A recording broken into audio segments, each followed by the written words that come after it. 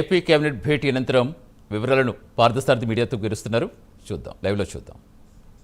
పరివర్తనతో వాళ్ళ జీవితంలో మార్పు రావాలని చెప్పేసి ఈ క్షమాభిక్ష ప్రసాదించడం జరిగిందని చెప్పేసి మనం చేస్తాను. వీళ్ళు కానీ మళ్ళీ ఏదైనా క్రిమినల్ యాక్టివిటీస్లో కానీ చట్ట వ్యతిరేక పనుల్లో కానీ ఉంటే ఈ క్షమాభిక్షను రద్దు చేయడానికి కూడా ప్రభుత్వం నిశ్చయం తీసుకుందని చెప్పేసి మనం చేస్తాను. మరి ప్రభుత్వం ఈ జైల్స్ అన్నిటినీ కూడా రిఫార్మ్ చేయాలని, ఈ ఖైదీల క్షమాభిక్షకు సంబంధించి, ఖైదీల పరివర్తనకు సంబంధించి వీళ్ళందరూ కూడా ఏంటంటే అక్కడ లోకల్ పోలీస్ స్టేషన్స్కి రెగ్యులర్ టచ్లో ఉండి వీరి ప్రవర్తన మీద ఎప్పటికప్పుడు నిఘా సంస్థల ద్వారా కానివ్వండి లేదా పోలీస్ స్టేషన్ ద్వారా కానివ్వండి రిపోర్ట్స్ తెప్పించుకుని వాళ్ళని పర్యవేక్షించడం కూడా జరుగుతుంది. మరి భవిష్యత్తులో కూడా ఈ జైల్స్ని రిఫార్మ్స్ తీసుకురావాలని చెప్పేసి అన్నీ కూడా ప్రభుత్వం ఆలోచన చేస్తుందని చెప్పేసి నేను మనం చేస్తా ఉన్నాను. అదేవిధంగా 248 ఏపీఎస్పీఎఫ్లో 248 కానిస్టేబుల్ను హెడ్ కానిస్టేబుల్స్గా పదోన్నతి ఇవ్వడానికి మరియు కానిస్టేబుల్ సంఖ్యను 248కి తగ్గించడానికి హోంశాఖ చేసిన ప్రతిపాదనకు రాష్ట్ర మంత్రిమండలి ఆమోదం తెలిపింది. అదేవిధంగా వైఎస్ఆర్ జిల్లా పేరును వైఎస్ఆర్ కడప జిల్లాగా మార్చడానికి ఇప్పటికే జారీ చేసిన తుది నోటిఫికేషన్ను ధృవీకరించేందుకు రెవెన్యూ శాఖ చేసిన ప్రతిపాదనను రాష్ట్ర మంత్రి మండలి ఆమోదించడం జరిగిందని తెలియజేస్తాను. రాష్ట్రంలో ఆంధ్రప్రదేశ్ పోలీస్ అకాడమీ స్థాపన కోసం ఇప్పటికే 675 ఎకరాలు ఇవ్వటం జరిగింది. ఇంకా వారికి కావాల్సిన ల్యాండ్స్ని పెన్నవరెడ్డిపల్లి, నూగండుపల్లి, ఆగిరిపల్లి మండలంలో మొత్తం 94.497 సెంట్లు అంటే 94.5 ఎకరాలని మన హోంశాఖకు భూమిని ఉచితంగా బదిలీ చేయడానికి రెవెన్యూ శాఖ చేసిన ప్రతిపాదనకు రాష్ట్ర మంత్రిమండలి ఆమోదం తెలిపింది.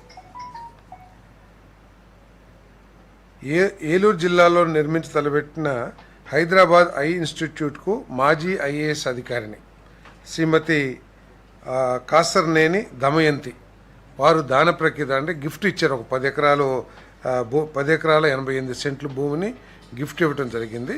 దానికి రిజిస్ట్రేషన్ స్టాంప్ డ్యూటీ ఏదైతే ఉంటుందో దాన్ని రిజిస్ట్రేషన్ ఫీజులు మినాయించేందుకు రెవెన్యూ శాఖ చేసిన ప్రతిపాదన ఆమోదించడం జరిగింది. దమయంతి గారు ఐఏఎస్ మీకు తెలిసి ఉంటుంది. ముఖ్యమంత్రి గారు కూడా వారిని ప్రత్యేకంగా అభినందించడం కూడా జరిగిందని చెప్పేసి మనం చేస్తాను. కేకే రాజు గారు పెదవేగి మండలంలో కార్మిక రంగ సంస్కరణలో భాగంగా పారిశ్రామిక సంస్థలపై విధి విధానాల కూర్పు భారాన్ని తగ్గించేందుకై పరిశ్రమల చట్టం 1948లోని 54, 55, 56, 59, 64, 65, 66 సెక్షన్లో కొన్ని నిబంధనలను ఆంధ్రప్రదేశ్ పరిశ్రమల సవరణ బిల్లు 2025 ద్వారా సవరించేందుకు కార్మిక ఫ్యాక్టరీలు, బాయిలర్లు మరియు బీమా వైద్య సేవల శాఖ చేసిన ప్రతిపాదనకు రాష్ట్ర మంత్రి మండలి ఆమోదం తెలిపిందని చెప్పేసి మనం చేస్తా ఉన్నాను. ఏమండి ఇదంతా ఏంటంటే మన ఎంప్లాయ్మెంట్ ఆఫ్ ఉమెన్కి సంబంధించి ముఖ్యంగా ఉంది. దీంట్లో ముఖ్యమైన ఏంటంటే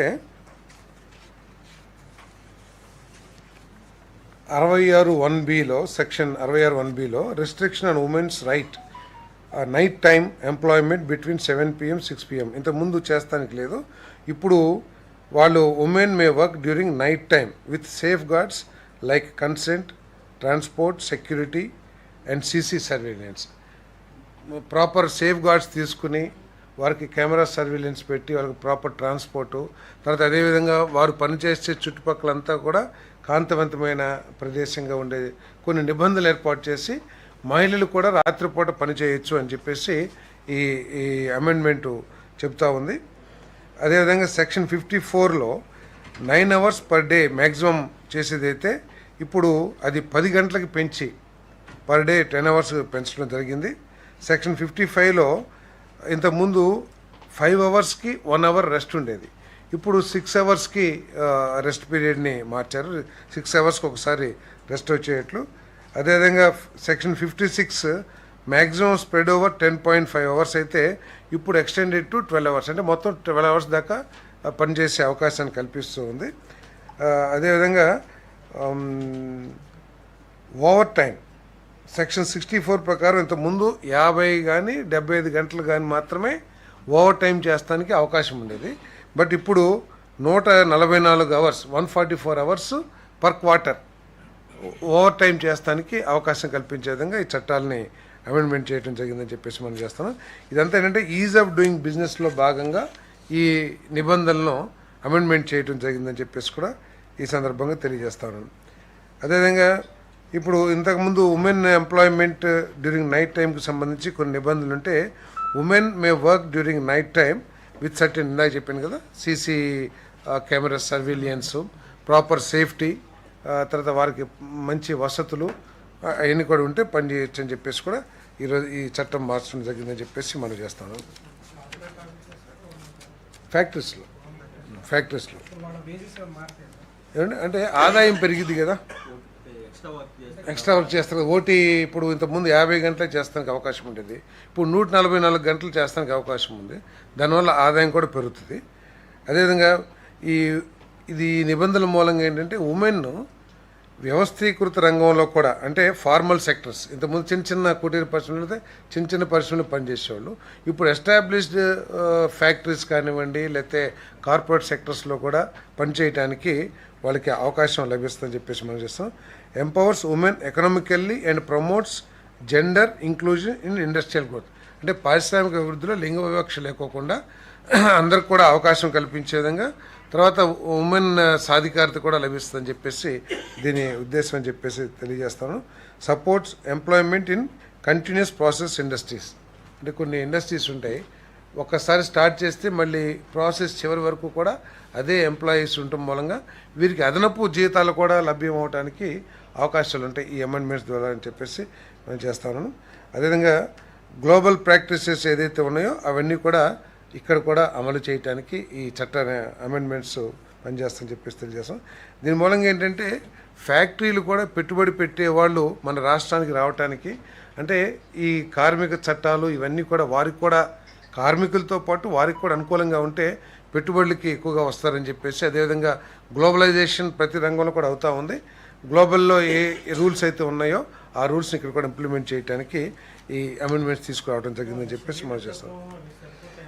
వాళ్ళు చేసే వాళ్ళకే ఇస్తాము. సరే, అదే మహిళలు చేయగలిగిన వాళ్ళే చేస్తారు. వాళ్ళు చేస్తానికి ఇప్పుడు ఇంతకుముందు చేసే ఇంట్రెస్ట్ ఉన్నా వారికి ఫిజికల్ ఫిట్నెస్ ఉన్నా కూడా చేయటానికి అవకాశం లేదు చట్ట ప్రకారం. కానీ ఇప్పుడు ఏంటి, ఒకవేళ సపోజ్ షీఈస్ క్యాపబుల్ ఎనఫ్ అనుకోండి, వాళ్ళ కుటుంబ పరిస్థితులు కానీ ఆమె పరిస్థితులు కానీ పని చేయడానికి దోహదపడేటైతే పని చేసుకోవడానికి అవకాశం కల్పించింది. స్పిన్నింగ్ వీల్ ఇవన్నీ అదే. సో ఇప్పుడు చట్టపరంగా వాళ్ళకి అవకాశాలు కల్పించాయి. ఏమండి, కార్మిక సంఘాలు ఏమి వ్యతిరేకించుకోండి.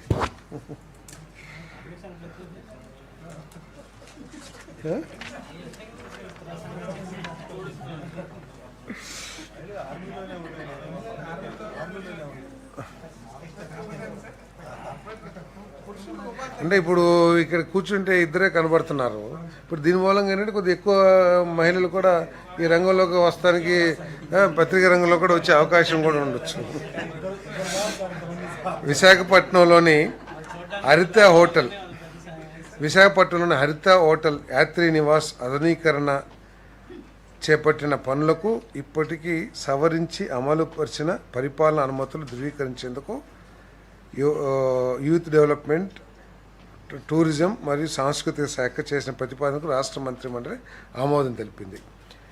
మన విశాఖపట్నంలో యాత్రి నివాస్ ఉంది. గత ప్రభుత్వంలో దాన్ని రెనోవేట్ చేయాలని చెప్పేసి, లేకపోతే కొంచెం రూమ్స్ని రీఫర్బిష్ చేయాలని చెప్పేసి 4.5 కోట్లలో